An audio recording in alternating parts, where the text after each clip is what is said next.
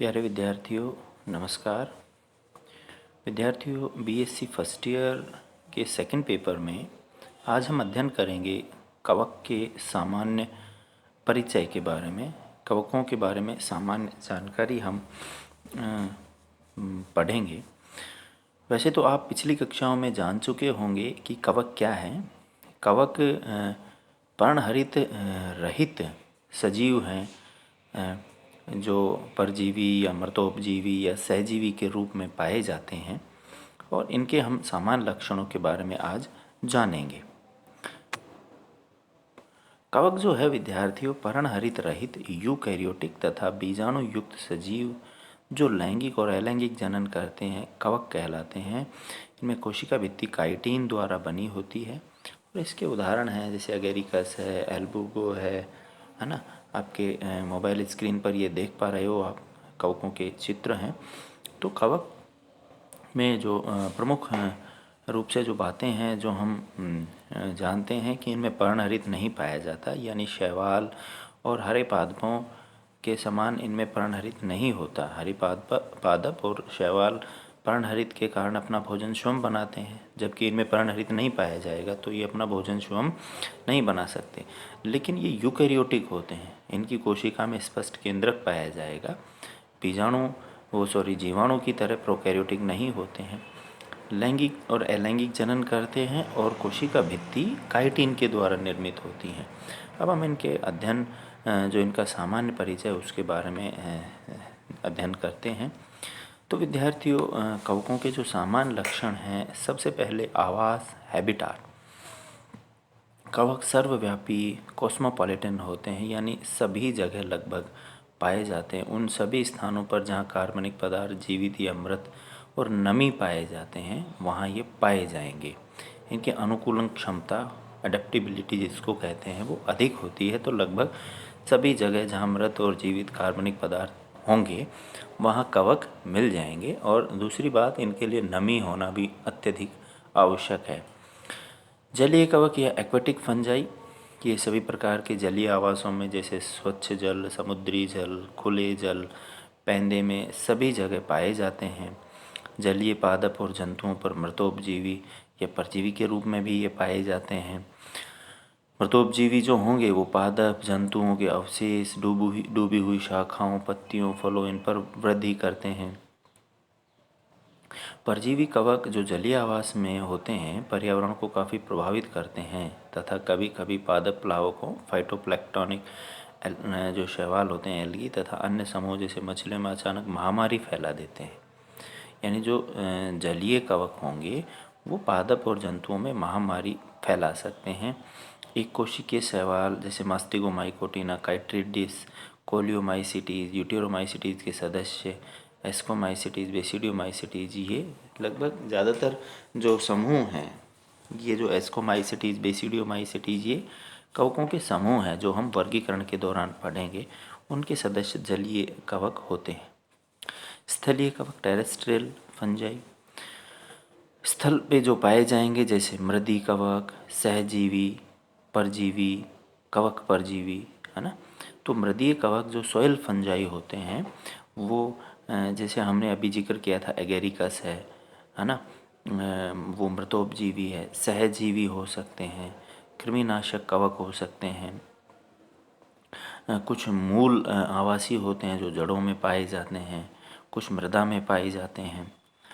मृदीय कवक इस आधार पर कि वे किस प्रकार के पदार्थ को काम में लेती हैं कई प्रकार की होती हैं, जैसे शर्करा कवक, सेलुलोज कवक, लिग्निन अपघटनकारी कवक। कुछ विशेष प्रकार की भी होती हैं जिसे कॉप्रोफिलस कहते हैं, शलमरागी, है ना। शलमरागी जो पशुओं की विष्ठा में गोबर, लीद, इनमें पाए जाते हैं और इसका बहुत अच्छा उदाहरण है पाइलोबोलस। सहजीवी कवक, सिम्बायोटिक। सहजीवी का मतलब दोनों एक दूसरे के साथ रहें और एक दूसरे के जीवन यापन के लिए ज़रूरी हों, तो यह सहजीवन होता है और ऐसा संबंध सहजीवी कहलाता है। कुछ कवक साधारणतया एस्कोमाइसिटीज के सदस्य शैवालों के साथ मिलकर सहजीवी संबंध बनाते हैं। इन्हें शैवाक या लाइकेन कहते हैं।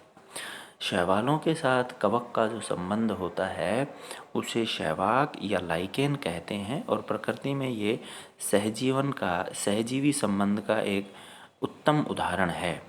ये चट्टानों तथा पेड़ के तनों पर मुख्यतः पाई जाती हैं। कुछ कवक एक अन्य प्रकार का सहजीवी संबंध बनाती हैं जो उच्च पादपों जैसे आवृतबीजी, कॉनिफर, टेरिडोफाइटा तथा ब्रायोफाइटा में पाए जाते हैं। इन्हें माइकोराइजा कहते हैं। तो कवक जो सहजीवी संबंध बनाते हैं विद्यार्थी, उसमें दो प्रकार के होते हैं। एक तो जब कवक शैवाल के साथ सहजीवन प्रदर्शित करेगा तो उसे लाइकेन कहेंगे, शैवाक कहेंगे। और जब कवक उच्च पादपों की जड़ों के साथ, मूल के साथ, रूट के साथ सहजीवन प्रदर्शित करता है तो उसे माइकोराइजा, कवक मूल संबंध कहते हैं।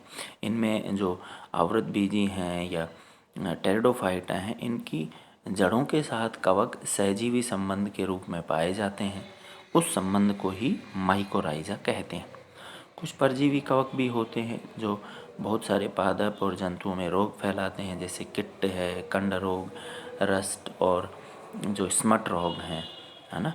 पक्सिनिया जो है वो रस्ट रोग फैलाता है। एल्बुगो है, ये सरसों और इन पादपों में रोग फैलाते हैं।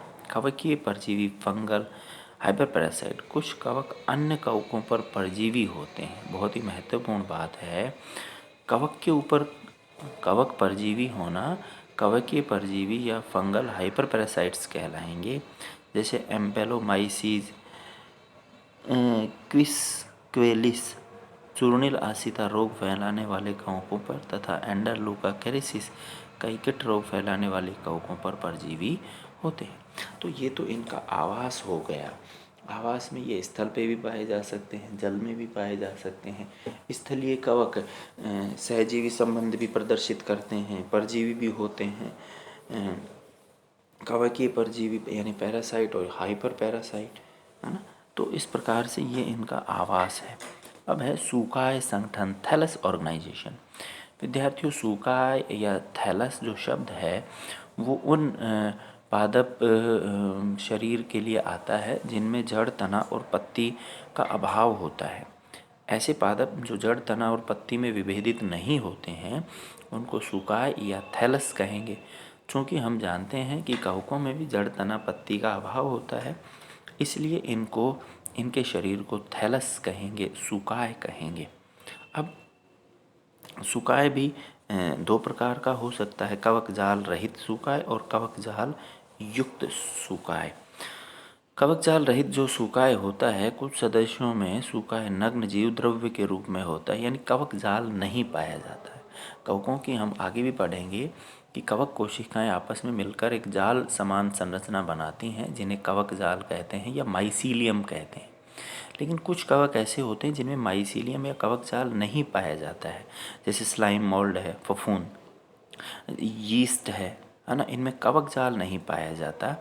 कवकों में सूकाय सत्य कोशिका भित्ति युक्त एक कोशिकीय होता है जिसकी आकृति गोलाकार, अंडाकार, नलाकार अथवा अनियमित होती है। उदाहरण ऑल्पीडियम।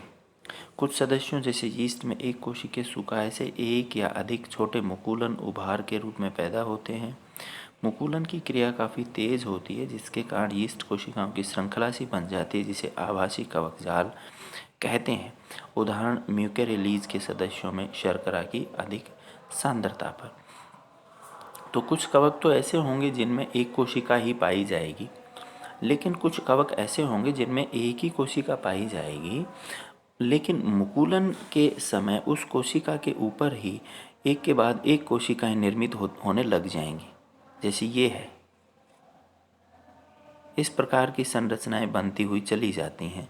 तो यहाँ पे हमें क्या लगेगा, ये कोशिका अलग अलग हैं, लेकिन चूंकि एक दूसरे से जुड़ी हुई हैं तो वहाँ हमें लगेगा कि एक कोशिका नहीं से ही ये बहुत सारी कोशिकाएं जुड़ी हुई हैं, जबकि इस प्रकार का कवक जाल आभासी कवक जाल कहलाता है। दूसरे प्रकार के थैलस या सूकाय हैं कवक जाल युक्त सूकाय। अधिकतर सत्य कवकों में सूकाय तंतुमय होता है, तंतु कवक सूत्र कहलाते हैं तथा सामूहिक रूप से एक जाल सदृश संरचना का निर्माण करते हैं जिसे कवक जाल या माइसीलियम कहते हैं। भिन्न कवकों में एक महत्वपूर्ण विभेदक लक्षण कवक सूत्रों हाइफी कवक सूत्र को क्या कहेंगे? हाइफी कहेंगे। में पटों की उपस्थिति या अनुपस्थिति होती है। इस आधार पर कवक जाल युक्त कवकों में कवक सूत्र दो प्रकार के होते हैं, पटहीन कवक सूत्र एवं पट युक्त कवक सूत्र। तो जो सुकाय है, थैलस है, उसमें जड़ तना पत्ती नहीं पाई जाएगी। तो वो जो थैलस है, सुकाय है, वो एक जाल समान संरचना बनाता है जिसे कवक जाल कहते हैं। और उस जाल में प्रत्येक जो धागे नुमा संरचना होगी, जो सूत्र होगा, उसे कवक सूत्र कहते हैं। अब कवक सूत्र में या तो पट पाए जा सकते हैं या पट नहीं पाए जा सकते हैं। जिनमें पट पाए जाएंगे उनको पट युक्त और जिनमें पट नहीं पाए जाएंगे उनको पटहीन कवक सूत्र कहेंगे। तो पटहीन कवक सूत्र जो हैं विद्यार्थियों, इस प्रकार के कवक सूत्र ऊमाइसिटीज, जाइगोमाइसिटीज कवकों की विशेषता है, जहाँ कवक जाल के कोशिका द्रव में असंख्य केंद्रक पाए जाते हैं।